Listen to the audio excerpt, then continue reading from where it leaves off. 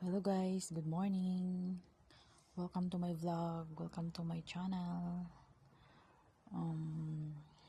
Today, ipapakita ko sa inyo ang tanim ng amo ko. Kamatis to guys. Tingnan nyo. Bago pa lang ho ito pero ang bilis niyang tumaba. Parang ako lang. Joke. Tingnan nyo, nilagyan na siya ng fertilizer. And then,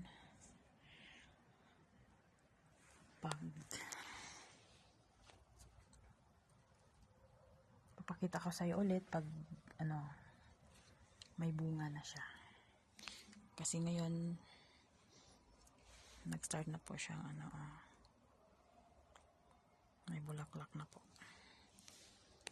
Kaya, inshallah, pag namunga na to, papakita ko sa inyo. Ang ganda niya, guys. Nakakawala ng, stress. May din siya dyan. May pang, tawag niyan, sprinkler. Ano ba tawag dyan? Tapos, may sili din siya dito. Na may bunga na din. Tingnan nyo. Ang ganda. Ang gandang tingnan. Ang ganda pag mas ang laki ng mga bunga niya, oh. Tapos may roses din siya dito. At saka ito, di ko to alam kung anong pangalan niya. Ito, oh. May ganito din siya. Mahilig yung amo ko ng halaman. Kaya, naisipan kong i-vlog. Ang ganda kasi. May ganito din siya, oh. Ang mga bulaklak. Pang ng mga tag nito.